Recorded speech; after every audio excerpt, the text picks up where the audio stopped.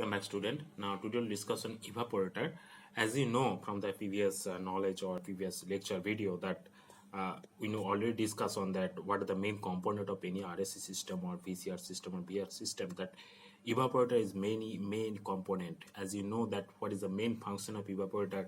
Main function of evaporator is that to absorb heat from the cooling space or refrigerated space. Okay, so that it can maintain the cooling temperature or cool temperature. Okay, this is the main objective of evaporator. So this is basically condenser and evaporator. Both are actually one type of heat exchanger, you can say, but there are some difference between condenser and evaporator.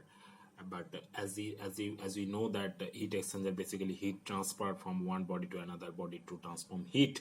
So basically condenser evaporator both can do this job efficiently. Now evaporator, it's a main component of RSC system, and it's sometimes it is called cooling coil or chilling coil or as well as freezing coil because of their efficiency, their working principle. Because main function is to cool, main function is to chill, main function to freeze. So that's why it sometimes it is called cooling coil, chilling coil as well as freezing coils. Now, as we know, this is the main function of evaporator, but there are lots of other types of evaporator, that basic evaporator types, depending on different manner or different categories, depending on different way. Now, according to the manner in which the liquid refrigerant is fed, now as in which the liquid refrigerant is fed within the system or within the evaporator, that is two types, is flooded type and dry expansion type. Okay, these two type is very much important for your semester purposes. We can discuss in the next lecture video. And on the basis of the construction of surface, on the construction of surface means on the construction of evaporator surface. On the construction of surface, there are four types: the bare tube evaporator, cell tube evaporator, plate surface tube, and fin type evaporator. Okay, so these are the basic four types evaporator that you can say that on the basis of construction of surface. Now, on the basis of heat transfer, now evaporation basically a one type of heat exchanger mode. Evaporator is basically heat exchanger that main function is to transform heat or exchange heat by any heat transfer mode. Now, if any mode means that basically heat transfer takes place within the fluid. As you know that the convection is one type of main heat transfer mode, but in case of convection, we know the convection is two types: natural convection and forced convection. Depending on that, evaporator can be two types. On the basis of heat transfer, you can say if the convection or evaporator takes place by means of a natural convection process, then the evaporator name is natural convection evaporator. If the evaporator working by means of some convection method, by means of forcefully convection method, that is called forced convection evaporator. Okay, and according to operating condition,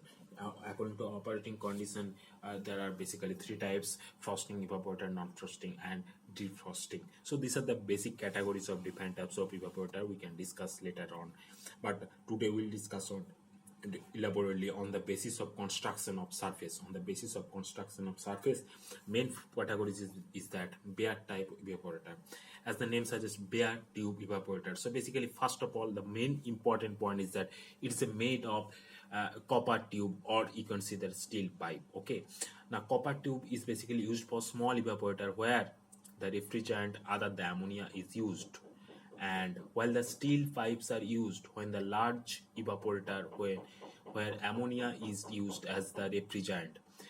And the bare type evaporators, there are comprises of several turns of the tubing, though most commonly flat, zigzag, and overall type of any other type of common shape are basically used for bare type of evaporator.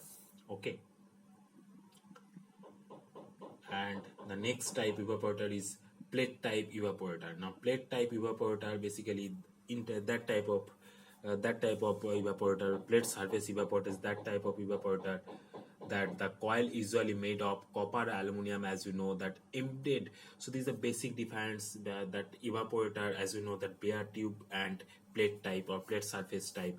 So basically the plate type evaporator, the coil is usually made of copper or aluminium is embedded within the plate, so that's why the name is plate surface evaporator. Okay, and so that it form a flat looking surface. Okay, now externally the plate type evaporator looks like a single plate.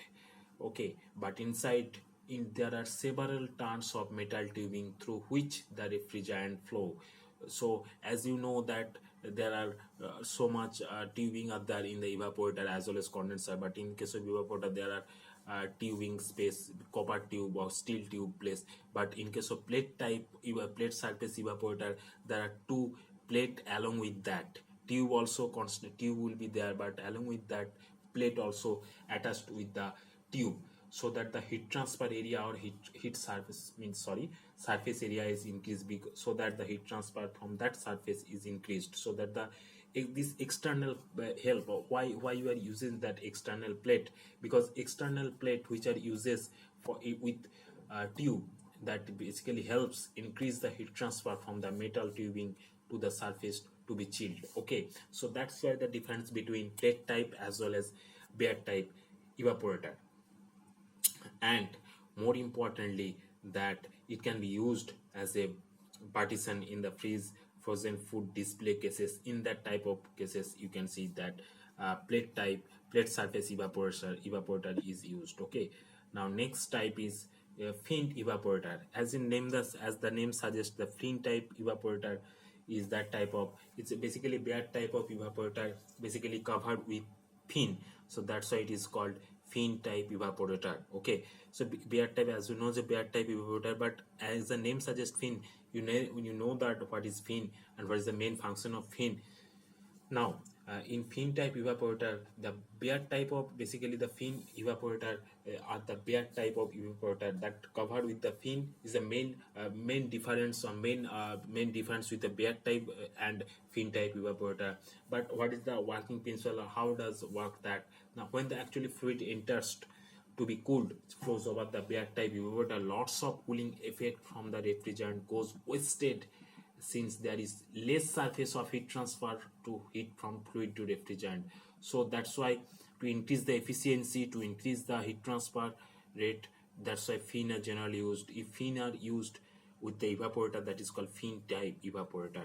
Okay, and most important, what is the application of fin type evaporator? That fin type evaporator commonly used in our air conditioning and almost all type of windows, split, and different of central AC system also. This is the main difference, fin type. So fin type evaporator, basically where it is used in case of windows, split, and different types of central AC system also. Okay, now most important is that is cell and tube type evaporator. Now cell and tube type evaporators basically used in the why it is used, that it is used in case of large refrigeration and central AC system also. So fin type evaporator and as well as cell and tube evaporator, both are used basically in case of central AC system. But in case of large refrigeration system, you can use your cell and tube evaporator.